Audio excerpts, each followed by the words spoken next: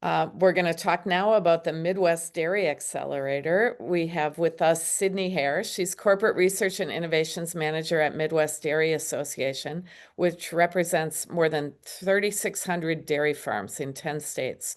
She has worked at several ag companies, most recently at Corteva Agriscience as a sales support coordinator. Sydney has an MBA and an undergraduate degree in agricultural science, both from Northwest Missouri State University. Katrina, you just have to say it for me, Katrina. It's a hard one. Zhelzniak. Katrina Zhelzniak. Say it again. Katrina Zhelzniak. That was great. is a senior manager of innovation at Venture Fuel, a New York-based independent corporate innovation consultancy. They help unlock growth through collaborations with startups and emerging technologies and products without taking equity. At Venture Fuel, she works with partners to design innovation programs that drive real-world impact, including her most recent collaboration with Midwest Dairy on this 2025 Accelerator. Katrina brings experience from the venture and innovation worlds, including her time at West, a venture studio and fund. She holds an MBA from NYU Stern and a degree in neurobiology from Georgetown University. Sydney and Katrina, thank you so much for joining us at the Huddle today. Thank you for having us on. Thanks. Your two organizations, we all heard about it. We all wondered what's going on. You partnered on this Midwest Dairy Accelerator. It was a first ever program that culminated with a pitch event in Chicago in early September. Two startups emerged. They won a total of 30,000 of funding. How did you come together to do this? Yeah, I can kick us off. We have a bucket of money here in our Midwest region that comes, dairy farmers pay into checkoff, and that comes to our 10-state footprint. And so research is one of our main objectives here. Incorporating research into dairy, food, and beverage entrepreneurs and these startup businesses is something we have heavily dove into here. Over the past few years, we have partnered with incubators in Chicago and Omaha, they were amazing partnerships, but we kind of wanted to take it to the next level. We wanted to reach all entrepreneurs in in all 10 states versus just the Chicago area and the Omaha area, which is where our incubator partnerships took place in previous years. Sydney, tell us the 10 states. Let's just get that out of the way. Okay, so we've got North Dakota, South Dakota, Minnesota, Nebraska, Iowa, Illinois, Kansas, Missouri, Arkansas, and part of Oklahoma. And just to make sure, you said checkoff organization. Yep. And this is the fees that are mandatory for dairy producers, and some of the fees go toward these checkoff organizations. Yours representing this 10-state area. So yes, Midwest Dairy covers these 10 states. So right. Yes, that money is paid into us, and then we take that money and put it back into the industry to help better the industry. And so you decided to go to the next level. Yeah. Yes. So we partnered with the hatchery in Chicago in years past and No More Empty Pots in Omaha, Nebraska. So they were amazing partnerships, but we wanted to reach more entrepreneurs. So that's where we reached out to Venture Fuel, and we decided, and we kind of chit-chatted of, okay, what can we do to reach all these food and beverage entrepreneurs in the dairy sector? So there were there's a few stipulations as to how your product can qualify for our accelerator program. They must contain 30% dairy as our main objective, because we are trying to utilize dairy products, and turn this around and showcase to farmers. This is how we are taking dairy to the next level in research. So, Kat, if you want to piggyback off that, anything from a Venture Fuel standpoint. That's what I was thinking, Sydney. Yeah. I'm happy to jump in. So again, I work at Venture Fuel, and as a corporate innovation consultancy, really one of the key ways that we help our clients meet whatever innovation objectives they come to us with is specifically through accelerator and incubator programs. So we really specialize in designing and running these programs end to end, which And I promoting them because we all heard about it. and promoting them. Absolutely. I mean, we really are a full service advisory company in this way. We do work across multiple industries, I'll note. So, food and beverage is the team that I sit on, but we work in media, construction. We have partners like Midwest Dairy, of course, but Hershey's, Comcast, Dick's Sporting Goods. So, just noting, we have pretty far reach and we have a lot of experience in accelerators and incubators. On the CPG team, we actually focus really heavily on the dairy industry. So prior to Midwest Dairy coming to us, we've operated the Real California Milk Accelerator with the California Milk Advisory Board. We have worked with the New York Milk folks. So really coast to coast, we have this experience. We have a wealth of dairy experts nationally and across various states, processors, retailers, investors, and we ourselves have pretty extensive experience in startup sourcing, vetting, and knowing how to support founders one on one. So, in that way, I think we really were able to align well with Midwest Dairy's desire to break outside of specific cities and really cast a much wider net to resonate with founders at all altitudes in these 10 key states. So the plan was you were going to put together an accelerator and then you were going to have this culminating pitch contest. So when did the accelerator start and what happened during it? I'm happy to jump in on this one. So, the actual accelerator itself was 8 weeks, but I will note the process of sourcing the startups, vetting them, deciding on the cohort, designing the accelerator itself was many months prior. So, I'd say end to end, it's about a year long process. As a part of the 8 week accelerator programming itself, something that's really important to us and to the Midwest Dairy folks was that it was very customized to the needs of the founders in the cohort. It is not a one size fits all program. As a part of the application, we would ask what their most critical business needs were and actually captured some really interesting insights on what founders are facing, not only in the 10 key regions, might I add, but we had applicants really from across the United States. We had somebody from Hawaii reaching out to us because one of the key qualifiers that you're sourcing dairy from these key states. So you can be based really anywhere. We had 10 different mentors come in to support across the 8 weeks of programming. We covered a variety of topics, again, reflective of these founders' needs.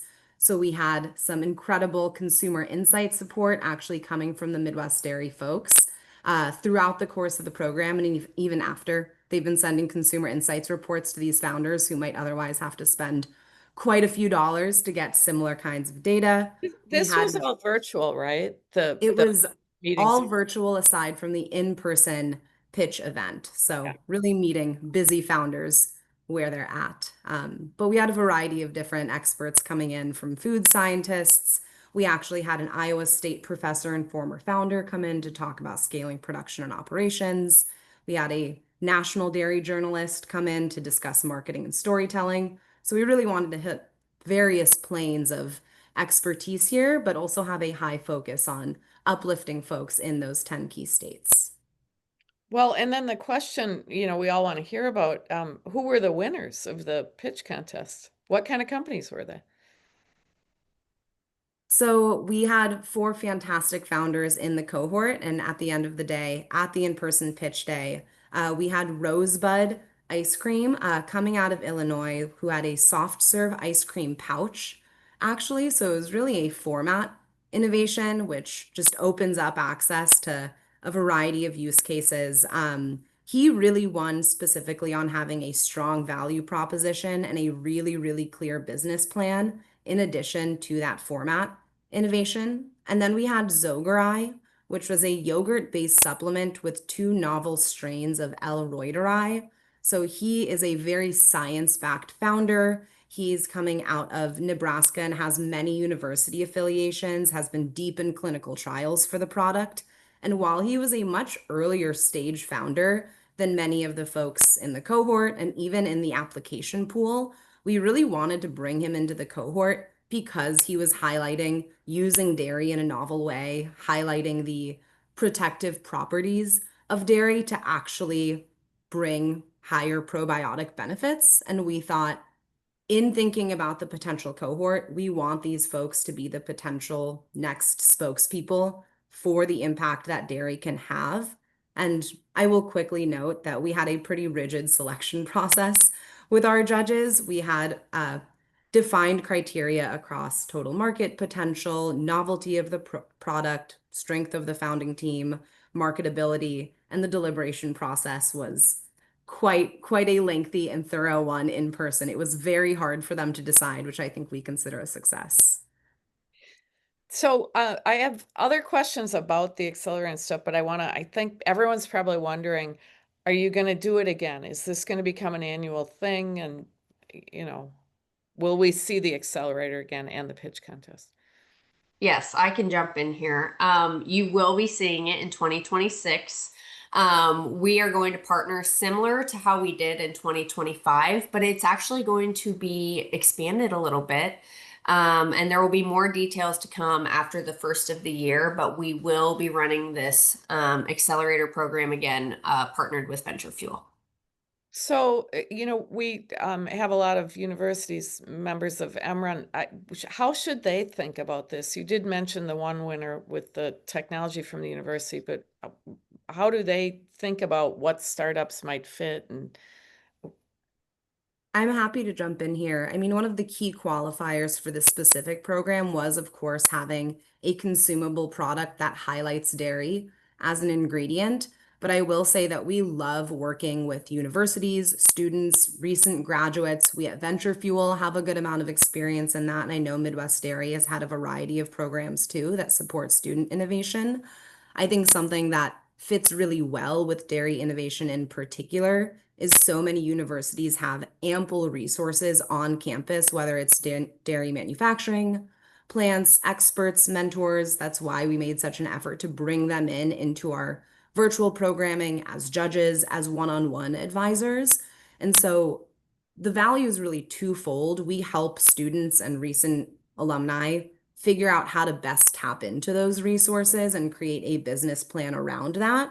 But we also then can bring them into the cohort or into the broader ecosystem itself. I think one of the things that really shone through to us about Midwest Dairy as a partner, every single applicant, whether or not they made it into the cohort, we went one by one by one to decide who can we connect them with, how can we continue to support them, whether or not they qualify, whether or not they reapply next year. Maybe they're outside of the purview of these 10 states. Let's connect them with the best possible organization in their region. So I wanted to highlight that that yeah. effort is truly a collaboration unlike anything we've seen. So you said one of the big criterion is 30%, they should be sourcing 30% of their, I mean, if you're a startup and you're just starting out, how do you prove, how would I prove to you guys that I'm going to source 30% of my dairy from those 10 states? So for this particular year's program, one of the other key qualifiers was that you have a commercialized product. One of the key values of the program and of where Venture Fuel comes in is we're really diligent about tracking KPIs and business metrics throughout the program and for up to 12 months after the program. Again, we want to bring back and highlight that ROI to farmers as well as driving consumer demand. So this particular year, it was focused on products that are already in market. However, we, in some of our past programs with other partners, have worked with more prototype and concept stage companies, at which point you cannot prove that you're going to have 30% dairy or something else as an ingredient. But if we are supporting you on your formulation, that is certainly something that we can help uplift. And I will say pretty excitedly that I know with Midwest Dairy, we are looking to the future and seeing if there are ways that we can incorporate earlier stage companies, earlier stage founders, and help to drive innovation by really broadening that reach. So like I said, everyone who is here today will get a contact list of, but I just want to say, like, I know some people from University of Kentucky were here. That's not one of those 10 states. Should they think about how they could participate with you guys? I'll also jump in here, and Sydney, I'd love for you to weigh in as well. We would love for you to reach out. We have ample information both on the MidwestDairyAccelerator.com website and on Venture Fuel's website as well. Maybe you don't have dairy as a key ingredient in one of your products, but you can review the work that Venture Fuel has done. We have a podcast called Venture Fuel Visionaries, which does a great job of highlighting all of the various product types and industries we work in. And we already have a contact form for next year on the Midwest Dairy Accelerator website. So we have had founders reaching out to us throughout the course of the 2025 program and after to keep in touch. And whether or not you qualify, either we can discuss this specific program or help make the right connection to the organizations, incubators, grants. There's so many ways that we can support founders. So So certainly I think I promote heard reaching out. we're up for a conversation. Would you agree with that, Sydney? Yes. Yes. I think one of our big concepts is sourcing from one of our 10 states. So just because you don't maybe live in one of our 10 states, if you are sourcing from one of our 10 states, you can qualify. And just like Kat said, please don't hesitate to reach out to us. We have a lot of contacts and resources that we can connect you with from both Venture Fuel and Midwest Dairies side of things. So we're happy to make those connections. Awesome. Okay, Katrina, the zinger question, because you guys work all over the country, what are some of the positives you saw in this region and what areas need improvement? It's a great question. I think something that really rang true, and from the tidbits that I heard on today's call as well, I think the strength of the ecosystem really, really stood out to us. I know Midwest Dairy is a part of that, but coming in and sourcing startups here and understanding the various connections that we could make, the willingness of experts, the willingness for folks to come in as judges. We had leaders from Mondelez and Instacart coming in and asking if they can join in again next year. So I think really the gravitational pull of the community really, really stood out to me and to the rest of our team. I think the strong connection to really local community on the founder level was extremely impressive. Looking at some of the revenue numbers from folks who only sell in their city was really, really impressive to us, having seen not only founders in dairy, but so many various industries across the US. So these founders who are able to build a cult following and are looking to figure out how to scale more broadly, maybe nationally, I think was a strong theme. I think on the flip side of that, the strength of the ecosystem as we were sourcing, I'm looking at the Dairy Business Innovation Alliance and the grants that they award, you do tend to see the same names over and over and over again. Once you're a part of that community, there are ample dollars, resources, and support. But there are also so many founders. Maybe there's a small ice cream shop who's looking to launch a retail product who don't quite know how to break in, what resources are available to them. And I think that's where we as Venture Fuel coming in to really look in some of that gray space and activate some of those founders who might not be plugged in was a big opportunity, I think, to see, and something that we hope to continue to strengthen over time. How do we make sure that we're really, inspiring and increasing access to all different types of founders, students, small shops, multi-generational farmers who might not know how to take that next step with a retail product? Well, it's really neat to hear about the partnership your organizations have forged and how much impact it had just during the first year, and exciting to hear that you're going to do it again. So we should encourage everyone to look for the Midwest Dairy Accelerator information at the beginning of the year, right? Absolutely. Definitely. Please look out for additional information. And I will note, I know there are quite a few university folks on here today. A big part of our sourcing is reaching out directly to a lot of these universities and schools and understanding the specific innovation landscapes of so many of these universities. So please connect with both of us, whether or not, your students may qualify for this specific program. Would absolutely love to make that direct connection and discuss how we can support innovation efforts across all of these amazing organizations I've seen on the screen.